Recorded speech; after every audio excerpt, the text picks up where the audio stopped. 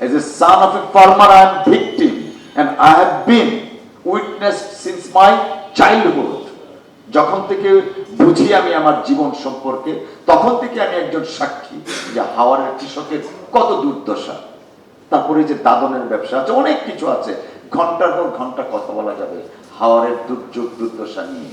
কিন্তু আনফর্চুনেটলি আমাদের হাওড় অঞ্চলের লিডারশিপের অভাবে হয়তো যেভাবে অ্যাড্রেস করা উচিত ছিল হয়ে ওঠেনি, অথবা যখন যে লিডারশিপ ছিলেন তিনি হয়তো তার চোখের শান্তিটা দেখেছেন, কৃষকের মনের শান্তি তিনি কখনো খুঁজতে যাননি। হাওড়ের সন্তান হিসাবে ঢাকার রাজনীতিতে আমি হাওড়ের সন্তান হিসাবে জায়গা করে নিয়েছি। আমি এখনের কথা বলছি না, তখনকার সময় হাওড়ের সন্তান এখানে ঢাকার রাজনীতির জায়গা করেছে। কিন্তু হাওড়ের কৃষকের মনের ভিতরের কষ্টটা আমি কখনোই আমার কথার মাধ্যমে প্রতিফলিত করিনি। তাদেরকে বিবেকের কাঠগড়া এখন দাঁড়ানো উচিত। আইনি কাঠগড়া হয়তো দাঁড়ানো যাবে না, কিন্তু বিবেকের কাঠগড়ায় দাঁড়ানো উচিত। এবং সেই সমস্ত বিষয় থেকে আমরা যারা এখন হাওড়ের সন্তান হিসাবে রাজনৈতিক কর্মী আছি, ডেপুটি স্পিকার, স্পিকার, মন্ত্রী, ইটস এ টেম্পোরারি পজিশন।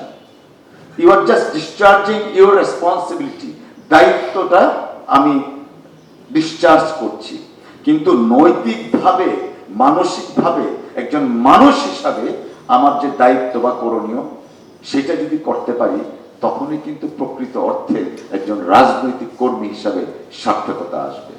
আমি আজকে যারা সাংবাদিক বন্ধুরা যারা এই অনুষ্ঠানের আয়োজন করেছেন তাদের প্রতি আমি কৃতজ্ঞতা জানাচ্ছি, ধন্যবাদ জানাচ্ছি। আসুন আমরা আমাদের এই ভয়েসটা চার দেয়ালের মধ্যে সীমাবদ্ধ না রেখে কিভাবে নীতি নির্ধারণী পর্যায়ে আওয়াজটা তোলা যায় এবং কার্যকর পদক্ষেপ নেওয়া যায়।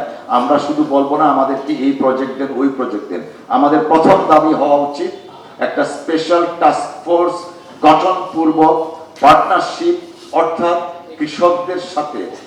কৃষকদের সাথে কথা বলে তাদের সমস্যাটা জেনে তারপর হয়তো কোনো ভূমিকা নিতে পারেন। তারপরে ধরেন বীজ, আমাদের এক ফসল, দেখা যায় যে অনেক সময় আগাম বন্যা চলে আসলে ধানটা চলে যায়। অনেক বীজ আছে নতুন নতুন উদ্ভাবন করতে পারেন যারা কর্মকর্তা আছেন, সায়েন্টিস্টরা আছেন, যে আমরা যদি আমাদের হারভেস্টের টাইমটা যদি একটু আগে রোপণ করতে পারি, আগে তুলতে পারি, তাহলে হয়তো অনেক ফসল মানে এই ক্যাটাস্ট্রফি থেকে, আমি তো বলবো এটা একটা হিউম্যান ক্যাটাস্ট্রফি থেকে রক্ষা পেতে পারে।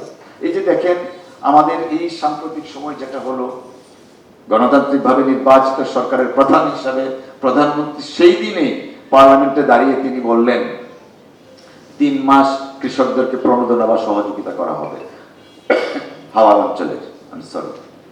কিন্তু যখন তালিকাটা করা হলো, আমি হাওড় অঞ্চলের এমপি হিসাবে আমাকেও ডেকে পাঠিয়েছিলেন, আমরা বসেছিলাম, আমি নিজেই অবাক হয়ে গেছি। মানে যে পরিমাণ ক্ষতি হয়েছে তার চেয়ে 3 ডাবল বেশি তালিকায় নাম এসছে। কিভাবে সম্ভব? কারণ একটাই, ওই যে লিস্ট করো, ঢাকার থেকে বলে দেয়, লোকাল অ্যাডমিনিস্ট্রেশন লিস্ট করে ফেলে, করে পাঠিয়ে দেয়। প্রকৃত অর্থে লিস্টের যাচাই পর্যন্ত করা হয় না যে এই লোকটা। তারপরে আবার এখন লিস্টটাকে রিভাইজ করা হচ্ছে। হ্যাঁ, যারা প্রকৃত অর্থে ক্ষতিগ্রস্ত তারা পেতে পারে, বরঞ্চ যারা ক্ষতিগ্রস্ত হয়নি, টোটাল বাজেটটা যদি ক্ষতিগ্রস্তের কাছে যাওয়া যায় তার জন্য তো এটা বেটারও। কারণ আমি তো আমার ছেলেবেলা এখনো মনে পড়ে, আমার বাবা ধান বিক্রি করে আমাকে পরীক্ষা ফিস দিয়েছেন। যে সময় ধান হয়নি ফসল, আমার মনে আছে ইন্টারমিডিয়েট পরীক্ষার সময়, আমাদের ওই সময় ফসল এইবার আরো ভয়াবহভাবে, যেটা আমরা বলি ফসল মারা গেছিল ফসলটা, তখন দাদন করে সুদ নিয়ে আমার ইন্টারমিডিয়েট পরীক্ষার ফিসটা দিতে হয়েছে। কি একটা ফিস দিতে হয় না, এক্সাম ফিস, সেটা দিতে হয়েছে। তো এই যে কষ্টটা আমরা বুঝি, সেই কষ্ট থেকে এখানে উঠে এসেছি। কিন্তু আনফর্চুনেটলি বিভিন্ন কারণে সাবজেক্ট কথাটা বললেন, স্বাধীনতার পর থেকে এখন পর্যন্ত দুঃখজনকভাবে একটা ছকের মধ্যে বাংলাদেশ চলছে, যে ছক থেকে বের করাটা খুব দুরূহ হয়ে যাচ্ছে। আমি প্রায়ই বলি, জানি না নেক্সট ইলেকশন করবো কিনা, because I am ডেডিকেটিং myself towards people. মানুষের জন্য ডেডিকেট করছি, নিজের পেশাটাকে 5 বছরের জন্য বন্ধ করে, যে মানুষের জন্য কাজ করতে চাই সেই কাজটা যদি আমি না করতে পারি, what's the point to hold the chair? It's no point.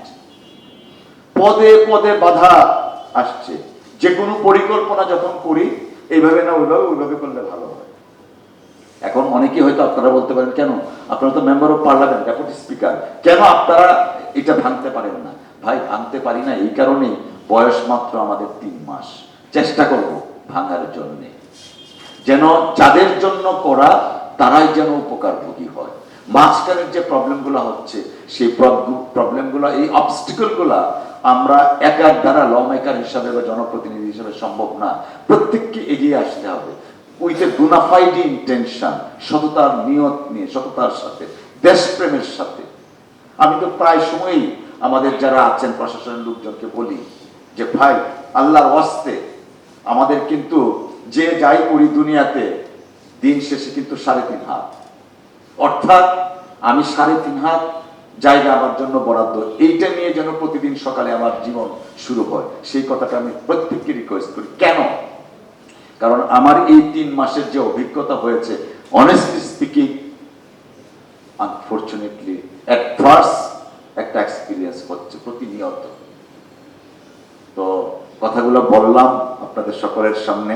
আমরা আমাদের লেখনের মাধ্যমে রাজনৈতিক কর্মী হিসাবে, আমাদের রাজনৈতিকভাবে কবি, সাহিত্যিক যারা স্যারেরা আছেন, মানে জাতির বিবেক, শ্রদ্ধাভাজন মানুষ, প্রত্যেকে যদি একত্রে কাজ করি, যে বাংলাদেশ আমাদের পূর্বপুরুষরা স্বাধীন করে গেছে শুধুমাত্র একটা পতাকা বা একটা পাসপোর্টের জন্য না।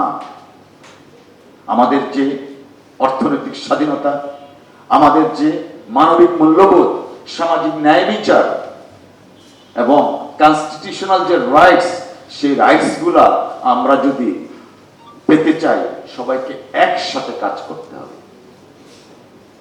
আমার দৃঢ় বিশ্বাস মাননীয় প্রধানমন্ত্রী তিনি চেষ্টা করছেন। আমরা সকলকে সাথে নিয়ে ঐক্যবদ্ধভাবে যদি আমরা কাজ করি, তাহলে আমাদের নিজেদের জন্য যতটুকু না পারি, আমাদের সন্তানদের জন্য আগামীর একটা সুন্দর মানবিক বাংলাদেশ গড়ে তুলতে পারবো। সেই প্রত্যাশাতে আল্লাহ হাফেজ। বাংলাদেশ জিন্দাবাদ। আসসালামু আলাইকুম।